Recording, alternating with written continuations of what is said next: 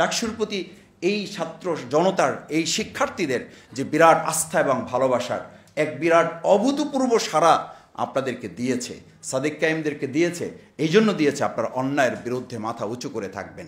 2006 সালে 28 অক্টোবর এই ঢাকা বিশ্ববিদ্যালয় থেকেও শিক্ষার্থীরা সেদিন পল্টনে গিয়ে কিন্তু মাথা উঁচু করে দাঁড়িয়েছিল।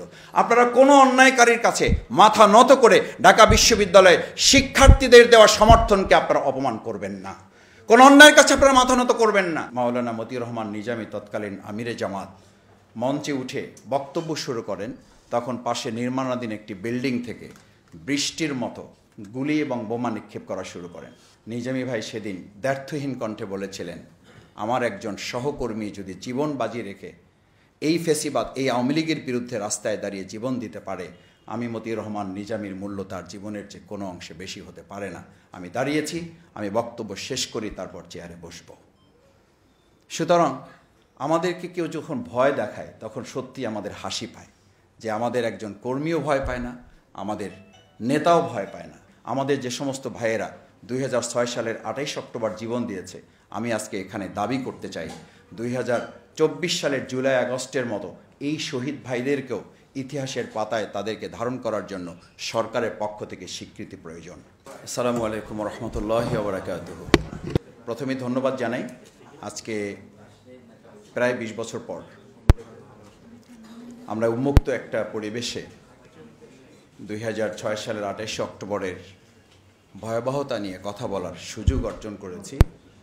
যে সমস্ত শহীদ এবং আহতদের বিনিময়ে আমরা তাদেরকেও আজকে বিশেষভাবে স্মরণ করছি, কারণ এটা অত্যন্ত ন্যাক্কারজনক ছিল যে এই 2006 সালের 28 অক্টোবরের এই আলোচনা করতে গিয়ে আমাদের অসংখ্য ভাইকে গ্রেপ্তার হতে হয়েছে।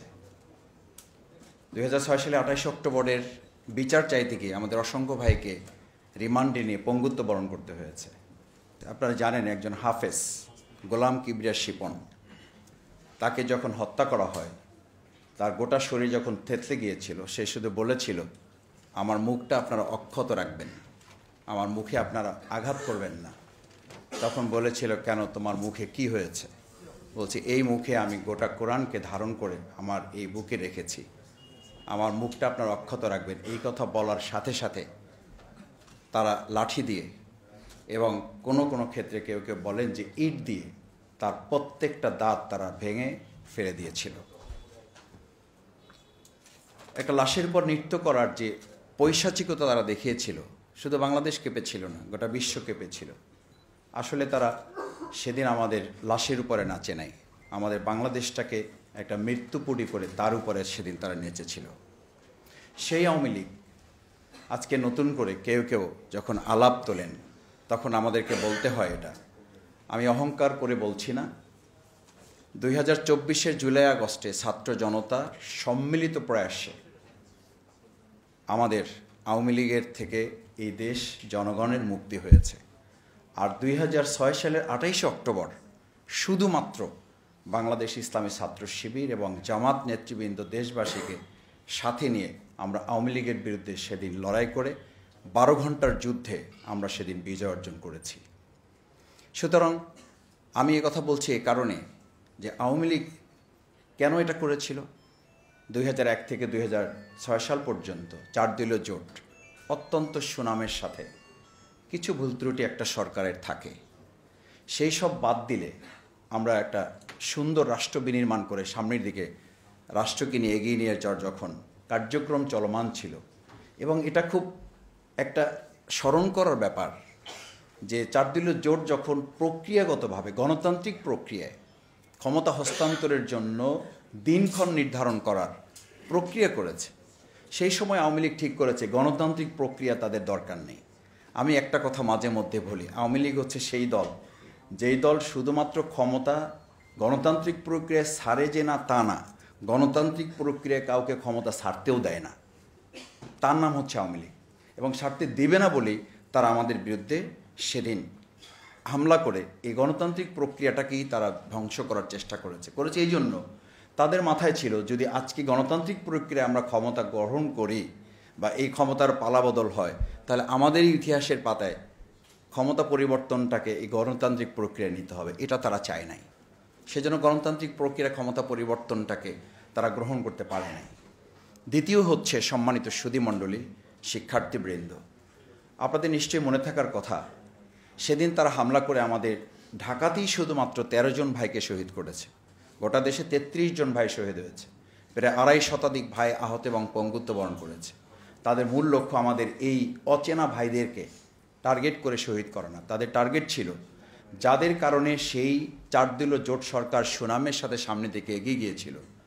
2 জন মন্ত্রী, সমাজ কল্যাণ, কৃষি এবং শিল্প মন্ত্রণালয়, যারা দুর্নীতিমুক্তভাবে পরিচালনা করে সুখ্যাতি অর্জন করেছিলেন, তাদেরকে হত্যা করা ছিল তাদের লক্ষ্য। এবং সেই লক্ষ্য অর্জনের জন্য তারা গুলি করে নেয়। শুধু যখন মাওলানা মতিউর রহমান নিজামী, তৎকালীন আমিরে জামাত, মঞ্চে উঠে বক্তব্য শুরু করেন, তখন পাশে নির্মাণাধীন একটি বিল্ডিং থেকে বৃষ্টির মতো গুলি এবং বোমা নিক্ষেপ করা শুরু করেন। আমি তার থেকে 3 থেকে 4 হাত দূরে যখন এই স্টেজে ওখানে বক্তব্য রাখেন, আমরা তাকে রিকোয়েস্ট করেছিলাম, অনুরোধ করেছিলাম যে গুলি এবং বোমা নিক্ষেপ করা হচ্ছে, আপনি এখন বক্তব্য বন্ধ করে আপনার বসে যাওয়া দরকার। জামাত ইসলামীকে নিয়ে অথবা ইসলামী আন্দোলনকে নিয়ে যারা কথা বলেন, তাদের কিছুটা ভাবার দরকার। নিজামী ভাই সেদিন দ্ব্যর্থহীন কণ্ঠে বলেছিলেন, আমার একজন সহকর্মী যদি জীবন বাজি রেখে এই ফেসিবাদ, এই আওয়ামী লীগের বিরুদ্ধে রাস্তায় দাঁড়িয়ে জীবন দিতে পারে, আমি মতিউর রহমান নিজামীর মূল্য তার জীবনের যে কোনো অংশে বেশি হতে পারে না। আমি দাঁড়িয়েছি, আমি বক্তব্য শেষ করি, তারপর চেয়ারে বসব। সুতরাং আমাদেরকে কেউ যখন ভয় দেখায়, তখন সত্যি আমাদের হাসি পায় যে আমাদের একজন কর্মীও ভয় পায় না, আমাদের নেতাও ভয় পায় না। তিনি অত্যন্ত শান্তিপূর্ণভাবে তার সব কথা শেষ করে তিনি প্রোগ্রামে বসেছিলেন এবং সভাপতির সমাপনী বক্তব্যের মাধ্যমেই আমাদের ওই বৃষ্টির মতো গুলি এবং বোমার মধ্যেও আমরা প্রোগ্রাম শেষ করে তারপর আমরা গিয়েছি। তৃতীয় টার্গেট ছিল, এটা আপনাদের স্মরণ করাচ্ছি, নিশ্চয়ই আপনাদের মনে থাকবে, তারপরও বলছি, যখন তারা এই প্রক্রিয়ায় আমাদের নেতৃবৃন্দকে হত্যা করতে ব্যর্থ হয়েছে, তখনই তারা পরিকল্পনা করেছিল ক্ষমতায় আসার পর বিকল্প পদ্ধতিতে ট্রাইব্যুনাল নাম করে মূলত তাদেরকে ফাঁসি দিয়ে হত্যা করার পরিকল্পনা তারা বাস্তবায়ন করেছে। কেন করেছে? এই জন্য যে বাংলাদেশ যেন একটা মানবিক রাষ্ট্র না হতে পারে। তারা 2006 সালে 28 অক্টোবর ডিসিশনে নিয়েছিল আধিপত্যবাদ পার্শ্ববর্তী একটা রাষ্ট্রের মাধ্যমে এই দেশটাকে একটা পাশবিক রাষ্ট্রে পরিণত করার। আর আমরা চেষ্টা করেছি সেদিন লড়াই করে এই রাষ্ট্রটাকে একটা মানবিক রাষ্ট্র বিনির্মাণ করার। সেই রাষ্ট্র বিনির্মাণে আমাদের যে সমস্ত ভাইয়েরা 2006 সালের 28 অক্টোবর জীবন দিয়েছে, আমি আজকে এখানে দাবি করতে চাই 2024 সালের জুলাই আগস্টের মতো এই শহীদ ভাইদেরকেও ইতিহাসের পাতায় তাদেরকে ধারণ করার জন্য সরকারের পক্ষ থেকে স্বীকৃতি প্রয়োজন। কারণ আজকে 2024 সালের আগস্টে 5ই আগস্ট যেটা হয়েছে, সেটার গোড়াপত্তনটা শুরু হয়েছে 2006 সালের 28 অক্টোবর।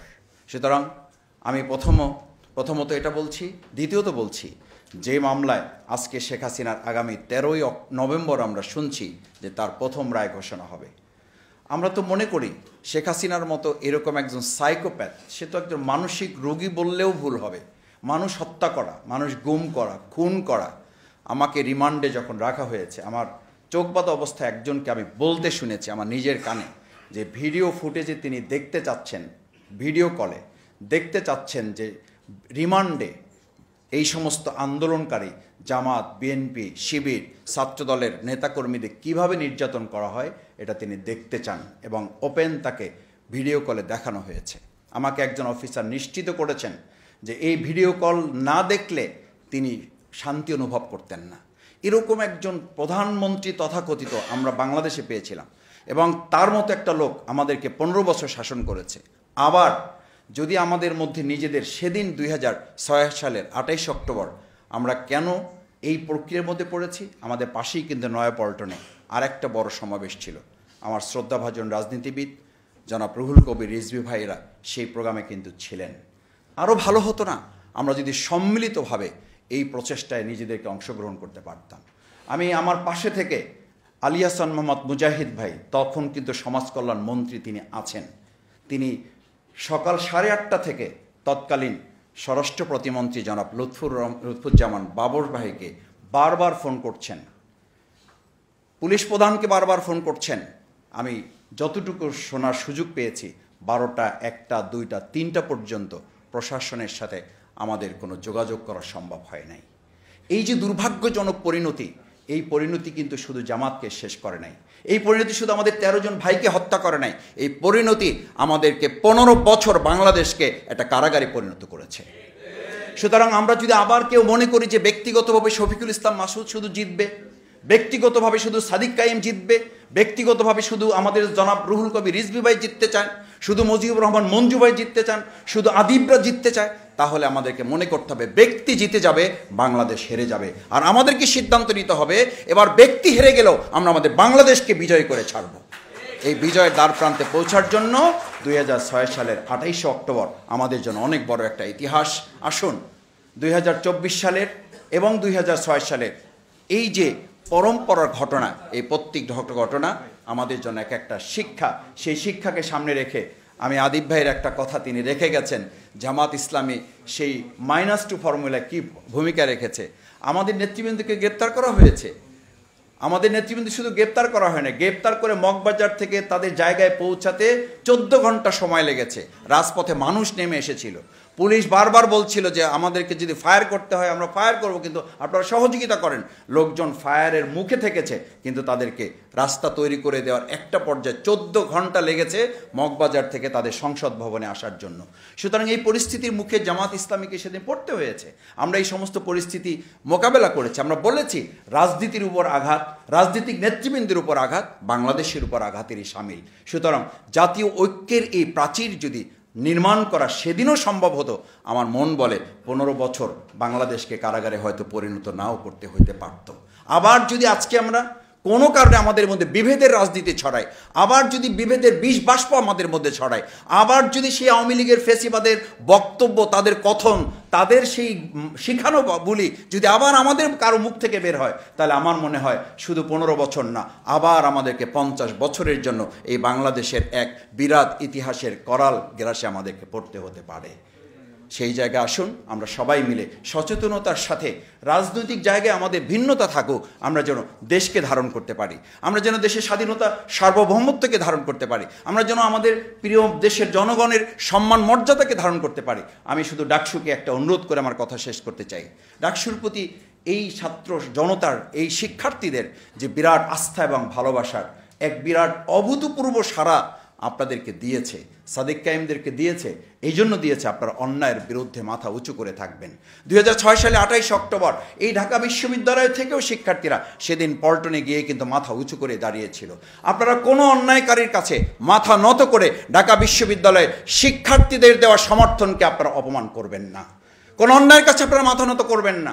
আমি দেখতে পাচ্ছি যখনই কোনো ভালো কাজ এই ডাকসু করার উদ্যোগ নিচ্ছে, ডানে বামে থেকে কেউ কেউ শিয়ালের মতো হুক্কা হুয়া তুলে এই ভালো কাজগুলোকে আড়াল করার চেষ্টা করছেন। আমি বিশ্বাস করি শিক্ষার্থীরা সেদিন ডাকসু নির্বাচনে যেমন শিশাডালা প্রাচীর করে তুলে অন্যায়ের বিরুদ্ধে দাঁড়িয়েছিল, প্রত্যেকটি অন্যায়ের বিরুদ্ধে এই বিশ্ববিদ্যালয়ের শিক্ষার্থীরা দাঁড়িয়ে থেকে প্রত্যেকটা ন্যায়ের মানদণ্ড হিসাবে, প্ল্যাটফর্ম হিসাবে, একটা প্ল্যানভূমি হিসাবে এই ঢাকা বিশ্ববিদ্যালয় বাংলাদেশের জন্য মাইলফলক হবে। সেই প্রত্যাশা, সেই আহ্বান ডাকসুর প্রতি রেখে, শিক্ষার্থীদের প্রতি রেখে এবং আমার শ্রদ্ধাভাজন শিক্ষক মণ্ডলী যারা আছেন, আমরা সবাই মিলে আমাদের এই দেশটাকে গড়ে তুলব, সেই আহ্বান জানিয়ে আমার কথা শেষ করছি।